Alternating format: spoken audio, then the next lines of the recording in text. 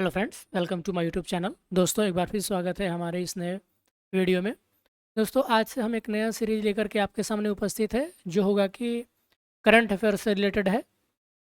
और इसमें बिहार और आपका नेशनल और इंटरनेशनल, ये तीनों तरीके के करंट अफेयर्स हम एक साथ ही कवर करने चलेंगे। जैसे मान लीजिए फरवरी का ये पहले बिहार रिलेटेड करंट अफेयर्स है, और इसके बाद हम फरवरी से रिलेटेड नेशनल लेवल का करंट अफेयर्स देखेंगे, और उसके बाद हम फरवरी से रिलेटेड इंटरनेशनल से रिलेटेड करंट अफेयर्स को देखेंगे। राइट। तो सबसे पहले हम बिहार करंट अफेयर्स देखते हैं कि फरवरी महीने में बिहार से रिलेटेड क्या क्या करंट अफेयर्स था। तो पहला है कि साहित्य अकादमी अनुवाद पुरस्कार किसको दिया गया। तो ये दिया गया डॉक्टर रत्नेश्वर मिश्रा को। किस लिए दिया गया?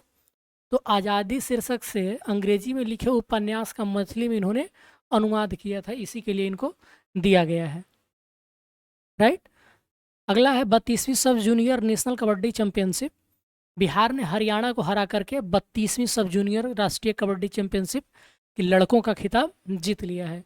इसमें बिहार ने हरियाणा को 49-47 से हराया था, और बिहार ने यह खिताब लगभग 13 साल बाद जीता है, और क्योंकि इसकी अंतिम जीत आई थी 2009 में। और ये जो खेल हुआ था, ये झारखंड के बोकारो के एजीएम हायर सेकेंडरी स्कूल के मैदान में ये खेला गया था। ठीक है दोस्तों, चलिए अब है जल जीवन हरियाली मिशन। अब क्या है, इसको देख लेते हैं हम। तो मुख्यमंत्री नीतीश कुमार ने 3 जनवरी 2023 को जन जीवन हरियाली दिवस के अवसर पर एक कार्यक्रम का उद्घाटन किया था। और जन जीवन हरियाली मिशन की शुरुआत जो हुई थी वो 2019 में हुई थी। इसके 11 घटक होते हैं, और 2 साल के लिए इसे 2025 तक बढ़ा दिया गया है। और इसके अंतर्गत क्या किया जाता है, ये आप याद रखेंगे, जल संरक्षण और वृक्षारोपण दोनों को बढ़ावा दिया जाता है। और इसमें किसानों को जो है 75,500 रुपये की सब्सिडी दी जाती है, और किसान अपने खेतों के चारों ओर तालाब बनाएंगे। इसके अंतर्गत ये व्यवस्था की गई है। अगला न्यूज है मैथिली ठाकुर से। तो चुनाव आयोग ने बिहार स्टेट के लिए आइकॉन नियुक्त किया है मैथिली ठाकुर को। इन्हें हाल ही में 2021 में बिहार के लोक संगीत में उनके योगदान के लिए उस्ताद बिस्मिल्लाह खां युवा पुरस्कार से नवाजा गया है। मैथिली जो ठाकुर है, इनका जन्म बिहार के मधुबनी ज़िले में हुआ है। अब समाधान यात्रा क्या है, इनको देख लेते हैं।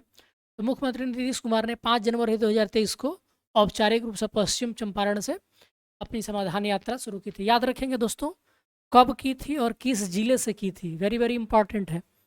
समाधान यात्रा नाम से यह उनकी 14वीं यात्रा है। पहले चरण की यात्रा 29 जनवरी तक चलेगी। इसमें 18 जिले शामिल होंगे। राइट दोस्तों। और हम लोग इससे पहले उनकी कौन कौन सी यात्राएं शुरू हो चुकी हैं।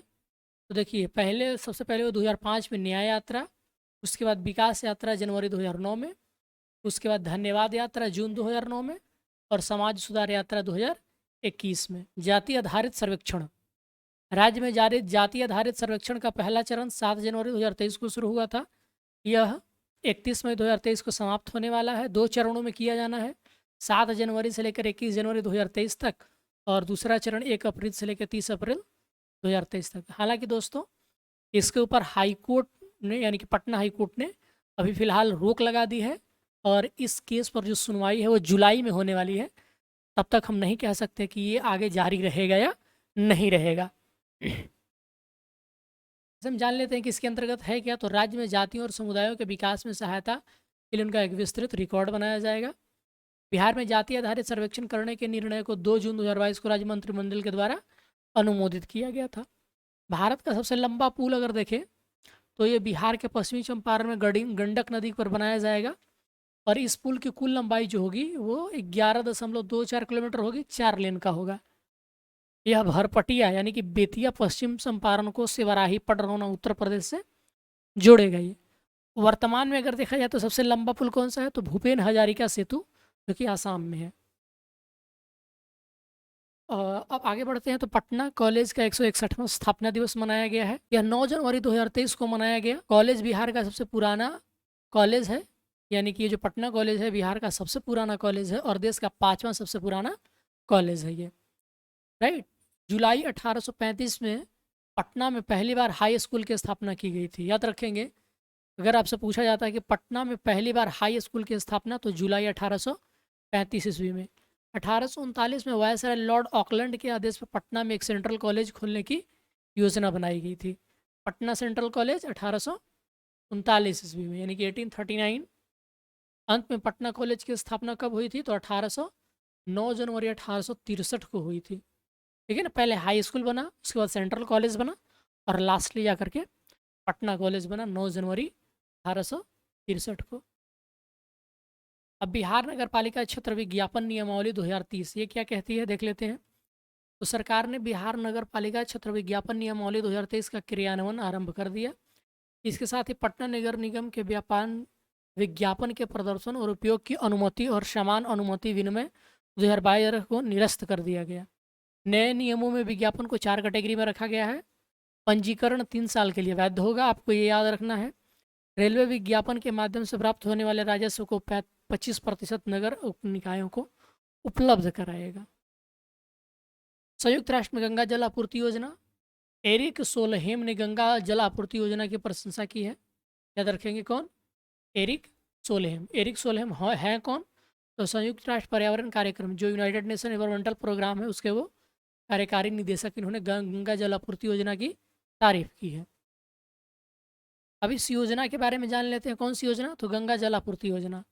तो 27 नवंबर 2022 को माननीय मुख्यमंत्री नीतीश कुमार के द्वारा लॉन्च किया गया था। राजगीर गया और बोध गया के लगभग 7.5 लाख घरों को 28 नवंबर से पाइप के जरिए नदी का ट्रीटेड पानी मिलेगा। मेधा इंजीनियरिंग एंड इंफ्रास्ट्रक्चर लिमिटेड द्वारा, ये कंपनी का नाम याद रखेंगे, MEIL, यानी कि मेधा इंजीनियरिंग एंड इंफ्रास्ट्रक्चर लिमिटेड, ये काम कर रही है इस पर। बाढ़ का पानी मोकामा के पास हाथीदह से पाइपों के जरिए 150 किलोमीटर की यात्रा करके घरों तक पहुंचाया जाएगा। अगला न्यूज है शरद यादव के बारे में। तो समाजवादी दिग्गज और जदयू के पूर्व प्रमुख शरद यादव 12 जनवरी 2023 को उनका निधन हो गया। वो 7 बार लोकसभा और 4 बार राज्यसभा के सदस्य रहे। उनका जन्म 1 जुलाई 1947 को मध्य प्रदेश के होशंगाबाद में हुआ था। बिहार उनका राजनीतिक घर था। उन्होंने 3 राज्य, कौन कौन सा? मध्य प्रदेश के जबलपुर, बिहार के मधेपुरा और उत्तर प्रदेश के बदायूं से लोकसभा जीत हासिल की थी। शरद यादव बिहार के मधेपुरा सीट से 4 बार सांसद रह चुके हैं। पहली बार 1999 उन्हें मधेपुरा सीट से लालू प्रसाद यादव को हराया था। तो काफ़ी इंटरेस्टिंग है शरद, क्योंकि दोस्तों ऐसा इसलिए कि इससे पहले रामविलास पासवान के ऊपर पूछ चुकी है। तो ये हो सकता है आपसे पूछे कि सबसे पहली बार शरद यादव जो है वो कहाँ से, किस सीट से चुन कर आए थे लोकसभा में? तो मधेपुरा सीट से 4 बार सबसे ज़्यादा, लेकिन सबसे पहली बार लालू प्रसाद यादव को 1999 में इन्होंने मधेपुरा सीट से ही हराया था। राइट। औद्योगिक विकास देख लेते हैं, इससे रिलेटेड क्या न्यूज़ है। तो औद्योगिक विकास ने 17 जनवरी 2023 को दिसंबर माह के लिए औद्योगिक विकास की रेटिंग जारी की। औद्योगिक विभाग ने ये जारी किया है। तो शीर्ष 5 अंक तो नालंदा को मिले हैं 59, शेखपुरा, आपको ये सिर्फ याद रखना है कि टॉप पर कौन है? तो नालंदा है, उसके बाद शेखपुरा, उसके बाद मुंगेर है औद्योगिक विकास की रेटिंग में। यानी कि टॉप पर कौन है? तो नालंदा, उसके बाद शेखपुरा, उसके बाद मुंगेर, समस्तीपुर, लखीसराय, और सबसे अंतिम पैदान पर कौन है? तो मधेपुरा है। तो आपको ये 3 और ये लास्ट वाला कम से कम आपको याद रखना है कि औद्योगिक विकास सूचकांक में सबसे नंबर 1 पे नालंदा, शेखपुरा और मुंगेर, सबसे लास्ट पे मधेपुरा। अब अगला news multi modal logistic park से है। तो ये क्या है देख लेते हैं। तो बिहटा और फतुहा तथा रक्सौल में लॉजिस्टिक पार्क बनाए जाएंगे। आप जगह याद रखेंगे कहाँ कहाँ? तो बिहटा, फतुहा और रक्सौल में लॉजिस्टिक्स पार्क्स बनाए जाएंगे। नेपाल को जोड़ने और रक्सौल से हल्दिया तक के एक्सप्रेसवे के निर्माण के चलते रक्सौल में लॉजिस्टिक्स पार्क बनाने की तैयारी चल रही है। यानी कि एक एक्सप्रेसवे बन रहा है जो आपको पता होगा कहाँ से कहाँ तक, रक्सौल से हल्दिया तक। रक्सौल और हल्दिया दोनों बंदरगाह है। अगला कि पटना में MV गंगा विकास, ये क्या है? तो भारतीय अंतर्देशीय जलमार्ग प्राधिकरण ने मीडिया रिपोर्टों का खंडन किया जिसमें कहा गया था कि MV गंगा विलास छपरा में फंस गया है। यह 16 जनवरी 2023 को अपनी निर्धारित समय और तारीख पर भद्रा घाट पटना पहुंची थी। कब पहुंची थी पटना? तो 16 जनवरी 2023 को। इसने 17 जनवरी 2023 को पटना से प्रस्थान किया था, यानी कि एक दिन रुका था ये यहाँ पे। चिरांड जो कि सारण में है, ये बहुत ही बड़ा फेमस जगह है आपके एंशियंट बिहार से। छपरा से 11 किलोमीटर दक्षिण पूर्व में स्थित है, जिले का सबसे महत्वपूर्ण पुरातात्विक स्थल है। इनमें 3 डेक, 36 पर्यटकों की क्षमता वाले बोर्ड पर 18 स्वीट्स हैं। अब योजनावार रैंकिंग देख लेते हैं कि किसका किसका कौन सा रैंकिंग रहा है। तो इस प्रकार की रैंकिंग नवंबर 2022 के महीने से शुरू की गई है। जिलों को 5 योजनाओं के आधार पर स्थान दिया गया है। तो कौन कौन से हैं? तो प्रधानमंत्री रोजगार सृजन योजना, सूक्ष्म खाद्य प्रसंस्करण उद्यम योजना, अब पीएम फॉर्मलाइजेशन मुख्यमंत्री उद्यमी योजना, और एमएसएमई यानी कि सूक्ष्म लघु और मध्यम उद्यम मंत्रालय, और स्टार्टअप। अब आपको इन पांचों में जिले का रैंकिंग बताना है कि कौन टॉप पे है। तो देखिए, जो आपका ये है सूक्ष्म खाद्य प्रसंस्करण योजना, तो इसमें नंबर 1 पे कौन है? सिवान है। और मुख्यमंत्री उद्यमी योजना की बात करी जाए तो ये इसमें नालंदा है। और MMUI लखीसराय है, यानी कि मुख्यमंत्री उद्यमी योजना सबसे लोएस्ट पे है ये, और सबसे हाईएस्ट पे है ये।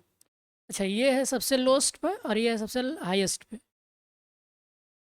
तो फर्स्ट 2 दिया गया है, ये है हाईएस्ट, पहले नंबर पे पटना है, स्टार्टअप में सबसे नंबर 1 पे मधुबनी है। तो कंफ्यूज मत होइएगा, आप याद रखिएगा इन सबको स्कोर के साथ।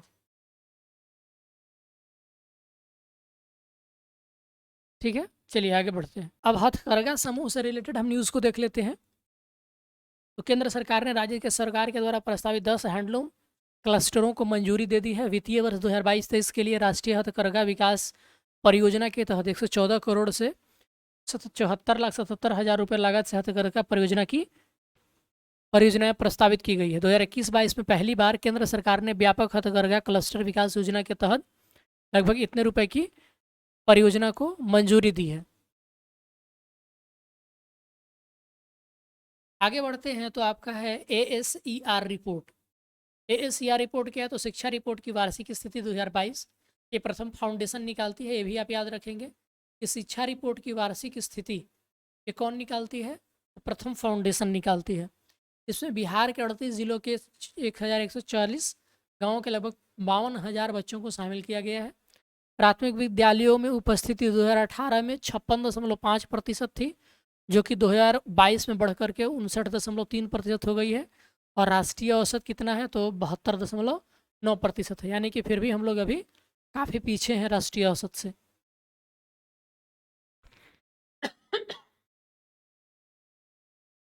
प्राथमिक विद्यालय में शिक्षकों की उपस्थिति में 68.5% से ले 80.9%, और राष्ट्रीय औसत कितना है? तो 86.8% है। तो इसमें भी हम कम है कि अवधि के दौरान उच्च वृद्धि देखी गई है। तो पहले 68 था, लेकिन अब 80% हो गया, यानी कि काफ़ी वृद्धि हुई है। बिहार में 2018 में कितना था? 78.1%। तो 2022 में कितना हो गया है? 82.2% के बीच सरकारी स्कूल नामांकन में 4% की वृद्धि देखी गई है, याद रखेंगे। स्कूल में दाखिला नहीं लेने वाले 15 से 16 वर्षीय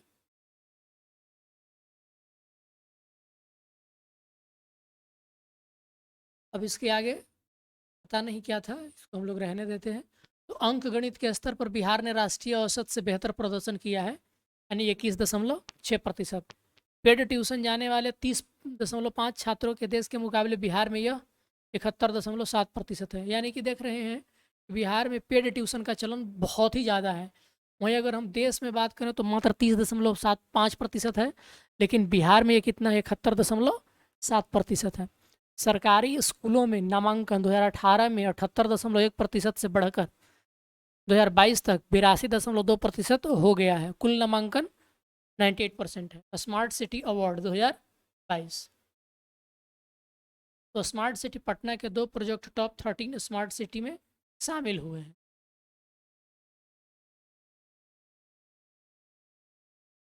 दो योजनाएं कौन कौन से हैं? तो स्मार्ट अदालतगंज तालाब और स्वच्छांगिनी योजना। स्वच्छांगिनी महिला सफाई कर्मचारी पटना में एक नई मशीनीकृत प्रणाली का उपयोग करके सीवरों का सुरक्षित रूप से साफ करती हैं। महाराणा प्रताप की मूर्ति के बारे में क्या न्यूज़ है? तो माननीय मुख्यमंत्री नीतीश कुमार ने 19 जनवरी 2023 को पटना में सुरवीर महाराणा प्रताप की प्रतिमा का अनावरण किया। पटना में एसपी वर्मा रोड के पास स्वामीनंद चौराहे पर 10 फीट की मूर्ति का अनावरण किया गया है। यह एक कांस्य की प्रतिमा है। इसमें रश्मि सिंह ने डिजाइन किया है।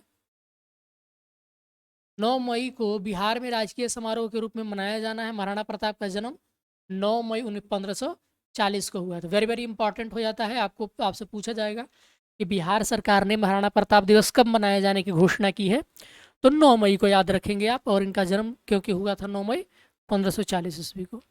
ठीक है। मुख्यमंत्री बिहार दर्शन योजना ये क्या है? तो मुख्यमंत्री बिहार दर्शन योजना के तहत 2022-23 के लिए 11 करोड़ रुपए की स्वीकृति दिया गया है। राज्य के 38 जिलों के स्कूली छात्रों को बिहार में शैक्षणिक भ्रमण पर ले जाया जाता है। राज्य के 5,500 स्कूलों में प्रत्येक को 20,000 रुपये दिए जाते हैं। अब अगला न्यूज है प्रोफेसर सिद्धेश्वर प्रसाद। ये क्या थे हम लोग देख लेते हैं। तो त्रिपुरा के पूर्व राज्यपाल और प्रसिद्ध साहित्यकार प्रोफेसर सिद्धेश्वर प्रसाद नहीं रहे, बेचारे चले गए। महान काव्यकृति कामायनी यानी जयशंकर प्रसाद की आलोचना लिखी थी। तो आपको पता होगा कि कामायनी जयशंकर प्रसाद की एक बहुत ही बड़ी नायाब कृति है, उन्होंने लिखा था। तो इसकी उन्होंने आलोचना लिखी थी। किसने? प्रोफेसर सिद्धेश्वर प्रसाद ने। 1962, 67 और 1971 में नालंदा से संसद सदस्य रहे थे। ये एमएलसी 1983 से 89 तक रहे थे। जून 1995 से लेकर के 2000 तक त्रिपुरा के राज्यपाल रहे थे। उनका जन्म 19 जनवरी 1929 को हुआ था। वे नालंदा के बिंद के रहने वाले थे। तो आपसे पूछा जाएगा सवाल कि प्रोफेसर सिद्धेश्वर प्रसाद जो है, इनका संबंध किस क्षेत्र से है? तो याद रखेंगे ये एक राजनीतिज्ञ भी थे और साहित्यकार और प्रोफेसर भी थे। ठीक है ना। तो राज्यपाल भी थे, साहित्यकार प्रोफेसर भी थे, सांसद भी रह चुके थे। तो ये आपसे पूछा जा सकता है। चनपटिया अब क्या है? तो चनपटिया का स्टार्टअप जोन कुंदन कुमार पश्चिमी चंपारण के जिला मजिस्ट्रेट यानी कि डीएम जो है, ये दिमाग की उपज है।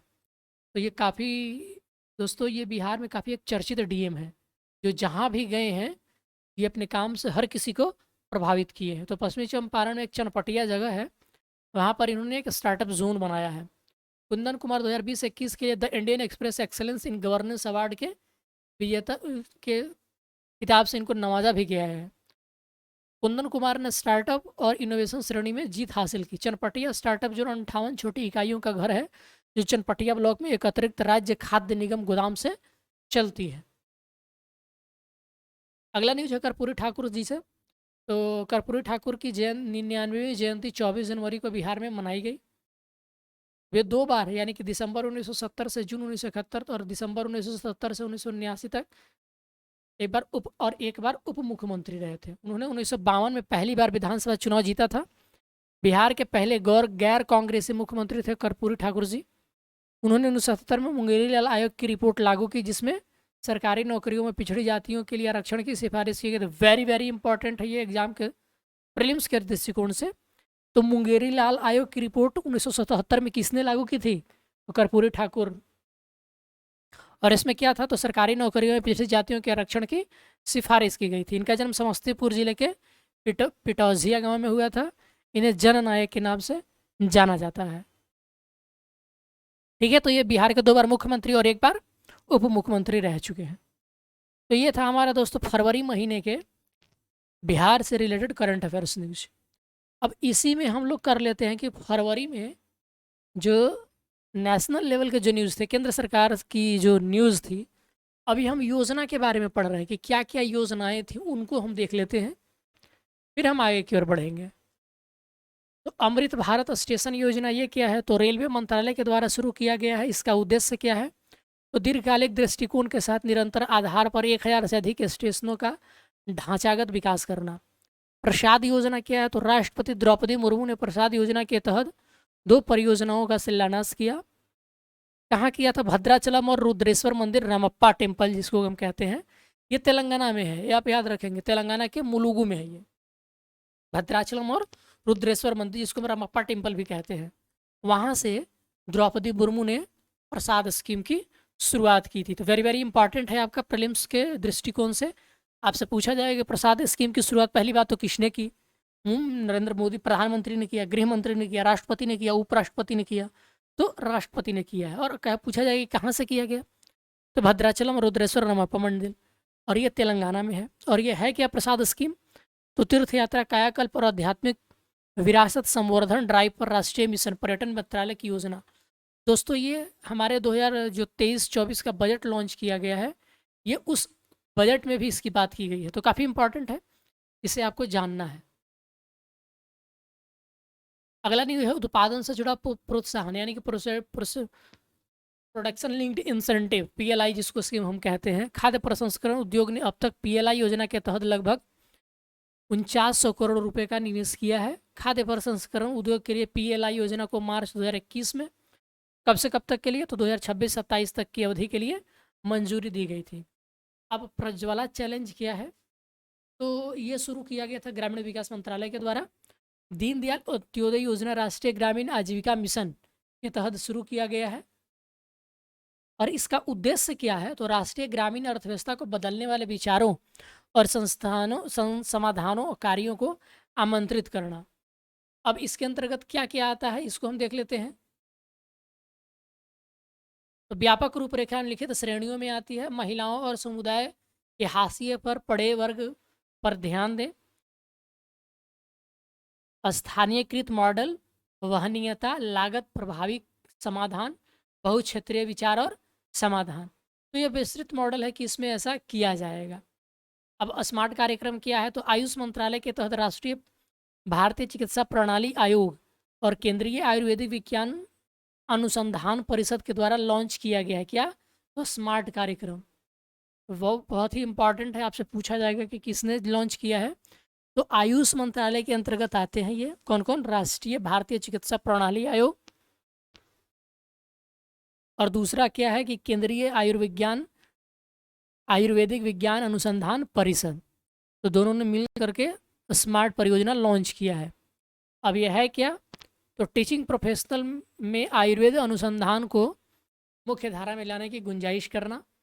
उद्देश्य क्या है? तो आयुर्वेद महाविद्यालयों और अस्पतालों के माध्यम से प्राथमिक स्वास्थ्य सेवा अनुसंधान क्षेत्रों में वैज्ञानिक अनुसंधान को बढ़ावा देना। बेसिकली ये है कि आयुर्वेद के क्षेत्र में कैसे नए नए लोग आए रिसर्च करने के लिए, बहुत सारी यूनिवर्सिटीज़ हैं इसमें इनोवेशन के लिए, तो उसके लिए ये स्मार्ट कार्यक्रम शुरू किया गया है। अगला है डिजिटल इंडिया इनोवेशन फंड से रिलेटेड। तो केंद्र सरकार डीप टेक स्टार्टअप्स को समर्थन देने के लिए एक डिजिटल इंडिया इनोवेशन फंड शुरू करने जा रही है। इसकी घोषणा new India for young India ticket of opportunities programme हमारा सेरी केरल में की गई है। संयुक्त राज्य अमेरिका और चीन के बाद भारत के पास दुनिया का सबसे बड़ा स्टार्टअप इकोसिस्टम है। राष्ट्रीय हरित हाइड्रोजन मिशन। केंद्रीय मंत्रिमंडल ने 4 जनवरी 2023 को राष्ट्रीय हरित हाइड्रोजन मिशन, केंद्रीय मंत्रिमंडल ने 4 जनवरी 2023 को राष्ट्रीय हरित हाइड्रोजन मिशन को मंजूरी दी। नवीन और नवीकरणीय ऊर्जा मंत्रालय के तहत ये आता है, याद रखेंगे, राष्ट्रीय हरित मिशन हाइड्रोजन मिशन 4 जनवरी 2023 को शुरू किया गया। और ये किसके अंतर्गत आता है? तो नवीन एवं नवीकरणीय ऊर्जा मंत्रालय। बजट में कितना आवंटन किया गया? तो 19,700 crore. Again VVI important question है, आपसे पूछा जाए कि राष्ट्रीय हरित हाइड्रोजन मिशन के लिए बजट में कितने का प्रावधान किया गया है? तो लगभग 19,744 करोड़ रुपए। उद्देश्य क्या है? तो 2023 तक सालाना 5 मिलियन टन ग्रीन हाइड्रोजन का उत्पादन करना। केंद्र 5 साल की अवधि के लिए इलेक्ट्रोलाइजर और ग्रीन हाइड्रोजन दोनों के उत्पादन के लगभग 17,490 करोड़ रुपए का प्रोत्साहन प्रदान करेगा। हरित हाइड्रोजन संक्रमण के लिए राजनीतिक हस्तक्षेप कार्यक्रम के तहत प्रोत्साहन प्रदान किया जाएगा। सीप स्ट्रेटेजिक हाइड्रोजन इनोवेशन पार्टनरशिप। अब फेम इंडिया फेज 2 क्या है? तो फेम इंडिया फेज 2 योजना के तहत दिल्ली में 50 इलेक्ट्रिक बसें चलाई जाएंगी। तो आपको पता होगा कि फेम इंडिया जो है ये आपका जो इलेक्ट्रिक बसें हैं उससे रिलेटेड है ये फेम इंडिया। फेम इंडिया क्या है? तो भारी उद्योग मंत्रालय के अंतर्गत आता है, यानी कि हेवी इंडस्ट्रियल मिनिस्ट्री के अंतर्गत आता है ये। फेम हाइब्रिड और इलेक्ट्रिक का तेजी से अंगीकरण और विनिर्माण वाहन, राइट, यह नेशनल इलेक्ट्रिक मोबिलिटी मिशन का एक हिस्सा है, याद रखेंगे। और इसका उद्देश्य क्या है? तो सब्सिडी प्रदान कर इलेक्ट्रिक वाहनों को प्रोत्साहित करना इसका उद्देश्य है। इसे 1 अप्रैल 2019 से 3 साल की अवधि के लिए लागू किया गया है। अगेन बहुत ही इंपॉर्टेंट है एस्पिरेशनल ब्लॉक प्रोग्राम। आपने एस्पिरेशनल डिस्ट्रिक्ट प्रोग्राम का नाम तो सुना ही होगा। ये है उसी के तर्ज पर ये है ये एस्पिरेशनल ब्लॉक प्रोग्राम। तो प्रधानमंत्री नरेंद्र मोदी ने 7 जनवरी 2023 को लॉन्च किया। उद्देश्य क्या है, तो विभिन्न विकास मानकों पर पिछड़े ब्लॉकों के प्रदर्शन में सुधार करना। शुरू में 31 राज्यों और केंद्र शासित प्रदेशों के 500 जिलों को कवर करने के लिए इनमें से आधे से अधिक ब्लॉक यानी कि 6 राज्यों उत्तर प्रदेश में 68 ब्लॉक, बिहार में 61, मध्य प्रदेश में 42 और झारखंड में 34, उड़ीसा में 29 और पश्चिम बंगाल में 29। तो इनको ये कवर किया जाएगा एस्पिरेशनल ब्लॉक प्रोग्राम के तहत। अब स्वदेश दर्शन 2.0 योजना, आपको पता होगा स्वदेश दर्शन योजना क्या है। तो मैसूर और हम्पी को योजना के तहत विकास में चुना गया है।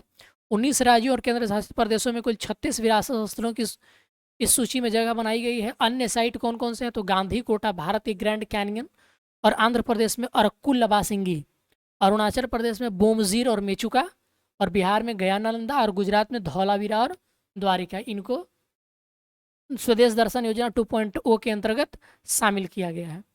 अब हम जान लेते हैं कि स्वदेश दर्शन योजना है क्या। ये वेरी वेरी इंपॉर्टेंट है, आपको चारों याद होने चाहिए दोस्तों। कौन कौन, गांधी कोटा जिसको भारत की ग्रैंड कैनियन कहते हैं, आंध्र प्रदेश स्वदेश में अरक्कू लबासिंगी, अरुणाचल प्रदेश में बोमजीर और मेचुका, बिहार में गया नालंदा और गुजरात में धौलावीरा और द्वारिका। अब स्वदेश दर्शन के बारे में जान लीजिए। तो ये 2015 में लॉन्च किया गया था, 75 साइटों को विकसित किया गया था। स्वदेश दर्शन 2.0 जुलाई 2022 में लॉन्च किया गया। ये सेंट्रल सेक्टर स्कीम है यानी कि केंद्रीय क्षेत्र की योजना है। ये उद्देश्य देश में थीम आधारित पर्यटन परिपथों के एकीकृत विकास के लिए 15 विषयगत सर्किटों की पहचान की गई है, जैसे कि उत्तर पूर्व सर्किट, रामायण सर्किट, ग्रामीण सर्किट, आध्यात्मिक सर्किट, सूफी सर्किट। जैसे बिहार में आपका एक चल रहा है अभी बुद्धिस्ट सर्किट, जो नालंदा और ये जो आपने देखा ऊपर नया नालंदा और गया को जो ऐड किया गया है, ये बुद्धिस्ट सर्किट के अंतर्गत ऐड किया गया है। भू स्थानिक हैकाथॉन क्या है, तो ये डॉक्टर जितेंद्र सिंह के द्वारा लॉन्च किया गया था और इसका उद्देश्य है कि भारत के भू स्थानिक पारिस्थितिकी तंत्र में नवाचार और स्टार्टअप को बढ़ावा देना। विज्ञान और प्रौद्योगिकी विभाग ने IIT हैदराबाद और माइक्रोसॉफ्ट के साथ साझेदारी में इस हैकाथॉन को शुभारंभ किया। इसे 2 भाग में बांटा गया है, क्या क्या, तो एक है रिसर्च चैलेंज और दूसरा स्टार्टअप चैलेंज। राष्ट्रीय शहरी प्रौद्योगिकी मिशन, केंद्र ने नगर पालिका सेवाओं और ULB के लिए 5 साल का मिशन लॉन्च करने की योजना तैयार की है। द्वारा MO housing and urban affairs, उद्देश्य क्या है, तो देश में 4500 शहरी स्थानीय निकायों की नगर पालिका सेवाओं में तकनीकी नवाचार को शामिल करना। बजट परिव्यय क्या है, तो 15,000 करोड़ 5 साल के लिए। GEM पर वुमनिया on government market place GeM की सफलता को नई दिल्ली में मनाया गया। यह कार्यक्रम GEM के द्वारा स्वनियोजित महिला संघ भारत सेवा भारत के साथ साझेदारी आयोजित किया गया था। तो वुमनिया 2019 है क्या, तो ये एग्जाम पोर्टल पर अनौपचारिक क्षेत्र से महिला उद्यमी और स्वयं सहायता समूहों की भागीदारी को प्रोत्साहित करना है। परख स्कीम क्या है, तो NCERT ने भारत के पहले राष्ट्रीय मूल्यांकन नियामक परख को अधिसूचित किया है। तो ये एक तरीके का राष्ट्रीय मूल्यांकन नियामक है। ये इसका उद्देश्य देश में सभी मान्यता प्राप्त स्कूल बोर्डों के लिए छात्र मूल्यांकन और मूल्यांकन के लिए मानदंड, मानक और दिशा निर्देश निर्धारित करना। इसे राष्ट्रीय शिक्षा नीति 2020 के कार्यान्वयन के हिस्से के रूप में लॉन्च किया गया है। अगला राष्ट्रीय उपलब्धि संरक्षण 2024 में परख के द्वारा आयोजित किया जाएगा। परख समग्र विकास के लिए प्रदर्शन मूल्यांकन, समीक्षा और ज्ञान का विश्लेषण है। अब फरवरी महीने के राष्ट्रीय न्यूज़ क्या है, इनको देख लेते हैं। तो चिल्लाएं कला क्या होता है, आपको पता होगा कि जम्मू कश्मीर में जो ठंड पड़ती है 40 दिनों का होता है, उसको हम चिल्लाएं कला कहते हैं। चिल्लाई खुर्द क्या होता है, छोटी सर्दी को कहते हैं। चिल्लाई बच्चा बेबी कोल्ड को कहते हैं, राइट। ये सबसे कठोर सर्दियों की अवधि होती है और ये 40 दिन का होता है। अंतर्राष्ट्रीय समुद्र तट महोत्सव, ये केरल के CM पिनराई विजयन के द्वारा उद्घाटन किया गया। पेकल बीच पार्क में केरल के सुदूर उत्तर में स्पाइस कोस्ट। 3 स्थान चंद्रगिरी, तेजस्विनी और पायस्विनी। असम में परिसीमन आयोग का गठन किया गया है। तो भारत में चुनाव आयोग ने असम में परिसीमन की प्रक्रिया शुरू कर दी है। 2001 की जनगणना के आंकड़ों पर आधारित अंतिम परिसीमन असम 1976 की जनगणना के आधार पर हुआ था। अनुच्छेद 82 क्या कहता है कि संसद को हर जनगणना के बाद एक परिसीमन अधिनियम बनाना है। वेरी वेरी इंपॉर्टेंट, अगर ये न्यूज़ में है तो आपको याद रखना है। परिसीमन आयोगों का गठन 4 बार किया गया है। कब कब? 1952 में, 1963 में, 1973 में और 2002 में। ठीक है दोस्तों। अब वाजपेयी के नाम पर सितारा, ये क्या है? तो भाजपा की औरंगाबाद इकाई ने पूर्व पीएम अटल बिहारी वाजपेयी के नाम पर एक स्टार का नाम रखा है। 25 दिसंबर 2022 को अंतर्राष्ट्रीय अंतरिक्ष रजिस्ट्री में पंजीकृत किया गया। पंजीकरण संख्या दिया गया है। ये अंतर्राष्ट्रीय खगोलीय संघ द्वारा अनुमोदित सितारों के नाम पर ही पेशेवर खगोलविदों के द्वारा उपयोग किया जाता है। पर्ण पुस्तकालय निर्वाचन क्षेत्र, धर्मदम केरल भारत का पूर्ण पुस्तकालय क्षेत्र बन गया। धर्मदम केरल के मुख्यमंत्री पिनाराई विजयन का निर्वाचन क्षेत्र है। H9N2 का ये मुर्गियों में एवियन इन्फ्लुएंजा वायरस के लिए पहली स्वदेशी वैक्सीन तकनीक को 4 निजी संस्थानों को हस्तांतरण किया गया है। ये ICAR राष्ट्रीय उच्च सुरक्षा पशु रोग संस्थान भोपाल के द्वारा विकसित किया गया है ये। और H9N2 इन्फ्लुएंजा वायरस का बर्ड फ्लू का ही एक उप प्रकार है। राष्ट्रीय पशु पोषण और शरीर विज्ञान संस्थान बेंगलुरु में स्थित है। भारतीय सेना स्मारक एक ग्लासगो स्कॉटलैंड में बनाया जाएगा। फोर्स K6 एक सर्व मुस्लिम पंजाबी रेजिमेंट है जो द्वितीय विश्व युद्ध के दौरान डेनकिर्क से बच निकली और स्कॉटलैंड के लिए अपना रास्ता बना लिया। अहिल्याबाई होलकर के बारे में जान लेते हैं कि ये क्यों न्यूज़ में है। तो महाराष्ट्र ने अहिल्याबाई होलकर के नाम पर अहमदनगर का नाम बदलकर पुण्य श्लोक अहिल्या देवी नगर करने का प्रस्ताव रखा है। अहिल्याबाई होलकर के बारे में जान लेते हैं। तो अहमदनगर के चोंडी गांव में 31 मई 1975 को जन्म हुआ था। वह मध्यकालीन भारत के कुछ महिला शासकों में से एक थी। 1765 से 1795 ईस्वी तक। 1780 में उन्होंने वाराणसी में काशी विश्वनाथ मंदिर का पुनर्निर्माण कराया। उन्होंने पुराने सोमनाथ मंदिर और विष्णुपद मंदिर के पास एक नया मंदिर बनवाया। रिमोट वोटिंग मशीन क्या है जिसकी हाल ही में बड़ी चर्चा हुई? तो चुनाव आयोग ने राजनीतिक दलों से 16 जनवरी 2023 को प्रोटोटाइप RVM के प्रदर्शन में भाग लेने के लिए कहा। उद्देश्य क्या है? तो घरेलू प्रवासियों को उनके घरेलू निर्वाचन क्षेत्रों के लिए उनके द्वारा काम करने वाले शहरों के मतदान केंद्रों से अपने मतपत्र डालने में मदद करना। चुनाव आयोग ने इलेक्ट्रॉनिक्स कॉरपोरेशन ऑफ इंडिया परमाणु ऊर्जा विभाग के सहयोग से एक प्रोटोटाइप RVM तैयार किया है। AG-365 एग्रीकॉप्टर, ये क्या है? तो ये मारुत ड्रोन को अपने बहुउपयोगी कृषि ड्रोन AG-365 के लिए DGCA के टाइप प्रमाणन अनुमोदन प्राप्त हुआ है। उद्देश्य क्या है? तो फसल के नुकसान को कम करना, कृषि रसायनों के उपयोग को कम करना, बेहतर उपज और किसानों को मुनाफा प्रदान करना। प्रतिष्ठित प्रमाण पत्र प्राप्त करने वाला भारत का पहला multi utility agriculture medium category का ये ड्रोन बन चुका है। कौन? तो AG-365 एग्रीकॉप्टर। अब भीम की 6वीं वर्षगांठ, तो 30 दिसंबर 2022 को भीम यानी कि भारत इंटरफेस फॉर मनी। अब भीम उस व्यक्ति का मत समझ लीजिएगा जो महाभारत में थे। भीम का नाम क्या है? तो भारत इंटरफेस फॉर मनी, इसकी 6वीं वर्षगांठ बनाई गई है। लॉन्च किया गया था 30 दिसंबर 2016 को। यूनिफाइड पेमेंट इंटरफेस है जो कि UPI पे आधारित है। ये भारतीय राष्ट्रीय भुगतान निगम यानी कि NCPI के द्वारा विकसित किया गया है। अब RTI जवाबदेही के बारे में जान लेते हैं। तो सतर्क नागरिक संगठन ने RTI अधिनियम के तहत उत्तरदायित्व का एक रिपोर्ट कार्ड जारी किया है। केवल 10 सूचना आयोगों ने RTI आवेदनों के जवाब में पूरी जानकारी प्रदान की है, जैसे कि आंध्र प्रदेश, हरियाणा, झारखंड आदि। सबसे खराब प्रदर्शन तमिलनाडु का रहा है, महाराष्ट्र दूसरा सबसे खराब। बिहार राज्य सूचना आयोग ने मांगी गई जानकारी का लगभग 67% है, यानी कि बिहार सूचना आयोग से जितनी जानकारियां मांगी गई उनमें से 67% का जवाब दिया गया है। मंदिरों में मोबाइल फोन पर प्रतिबंध। मद्रास उच्च न्यायालय तमिलनाडु सरकार को राज्य भर के मंदिरों में मोबाइल फोन के उपयोग पर प्रतिबंध लगाने का निर्देश दिया है। अनुच्छेद 25 मंदिर के परिसर के अंदर धर्म और अभ्यास की स्वतंत्रता नियमों के अधीन हो सकती है। नोटबंदी का फैसला। सुप्रीम कोर्ट की एक संविधान पीठ ने केंद्र के विमुद्रीकरण के फैसले को 4-1 की बहुमत से बरकरार रखा है। केवल असंतुष्ट न्यायाधीश कौन थे? तो VV नागरत्ना थी।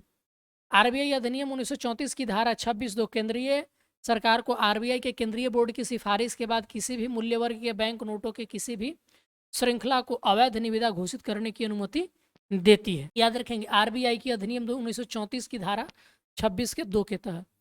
5 न्यायाधीश कौन कौन से? तो BR गवई थे, एस अब्दुल नजीर थे, AS बोपन्ना थे, वी रामा सुब्रमण्यन और BV Nagarathna. Under water metro क्या है इसको भी देख लेते हैं हम। तो भारत की पहली अंडर वाटर मेट्रो सेवा दिसंबर 2023 तक पूरी होने की उम्मीद है। और ये कहाँ बन रहा है? तो कोलकाता मेट्रो रेल कॉरपोरेशन, पूर्व पश्चिम मेट्रो कॉरिडोर। कोलकाता मेट्रो 24 अक्टूबर 1984 को शुरू हुई थी। इसकी शुरुआत सोवियत संघ की मदद से की गई थी। रीप करंट क्या होता है? समुद्री तरंगे। इसरो और आंध्र विश्वविद्यालय विशाखापट्टनम, रुसिकोंडा बीच और आर के बीच रीप धाराओं की भविष्यवाणी करने के लिए एक उपकरण स्थापित करेगा। तो रीप धाराएं तट से दूर बहने वाली पानी की शक्तिशाली प्रवाही धाराएं होती हैं। तो आपको सिर्फ ये याद रखना है कि रीप धाराएं होती क्या हैं। तो ये तट से दूर बहने वाली होती है। आपसे ऑप्शन में दे देगा कि तट के नज़दीक आने वाली, तो नहीं, तट से दूर बहने वाली पानी की शक्तिशाली प्रवाहित धाराएं होती है रीप धाराएं। परमाणु प्रतिष्ठान, पाकिस्तान और भारत ने 1 जनवरी 2023 को अपनी अपनी परमाणु सुविधाओं की सूचियों का आदान प्रदान किया। यह 32वीं बार आयोजित किया गया था। समझौते पर 31 दिसंबर 1988 को हस्ताक्षर किए गए थे और 27 जनवरी 1991 को लागू हुआ। 7वीं वंदे भारत ट्रेन कोलकाता और न्यू जलपाईगुड़ी को कनेक्ट करेगा। यह पश्चिम बंगाल और देश के पूर्वी हिस्से में चलने वाली पहली वंदे भारत एक्सप्रेस है। 356वीं गुरु गोविंद सिंह जयंती 29 दिसंबर 2022 को मनाया गया। सिखों के 10वें गुरु, उनका जन्म 22 दिसंबर 1666 को पटना में गोविंद राय के रूप में हुआ था। उन्होंने 1705 में मुक्तसर की लड़ाई में मुगलों के खिलाफ लड़ाई लड़ी थी। उनकी साहित्यिक रचनाएं जाप साहिब, बेटी चौपाई, अमृत सवाई आदि। Central detective training institute CDTI Amit Shah ने कर्नाटक के देवनहल्ली में केंद्रीय जासूस प्रशिक्षण संस्थान की आधारशिला रखी। उद्देश्य नशीले पदार्थों, नकली नोटों, हवाला कारोबार, उन्माद फैलाने वाले संगठनों, आतंकवाद, घुसपैठ आदि पर अंकुश लगाना। अन्य CDTI केंद्र कोलकाता, हैदराबाद, गाजियाबाद, राजस्थान। अब जुआरी पुल के बारे में है तो नितिन गडकरी ने गोवा में जुआरी नदी पर एक नए जुआरी पुल के पहले चरण का उद्घाटन किया। यह ब्रिज देश का दूसरा सबसे लंबा केबल स्टे ब्रिज है। यह 13.20 किलोमीटर का 8 लेन का एक पुल है। राष्ट्रीय जल और स्वच्छता संस्थान, देख लेते हैं इससे रिलेटेड क्या न्यूज़ है। प्रधानमंत्री मोदी ने कोलकाता में डॉक्टर श्यामा प्रसाद मुखर्जी राष्ट्रीय जल स्वच्छता संस्थान निवास का उद्घाटन किया।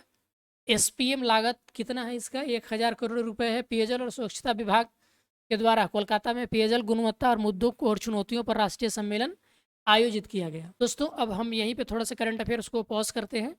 अगले जो राष्ट्रीय करंट अफेयर्स है उनको अगले वीडियो में कवर करेंगे। तो आपको ये वीडियो हमारा कैसा लग रहा है प्लीज़ कमेंट करके बताएं। और वीडियो देखने के लिए आप सबका बहुत बहुत शुक्रिया। मिलते हैं नेक्स्ट वीडियो में, तब तक के लिए धन्यवाद।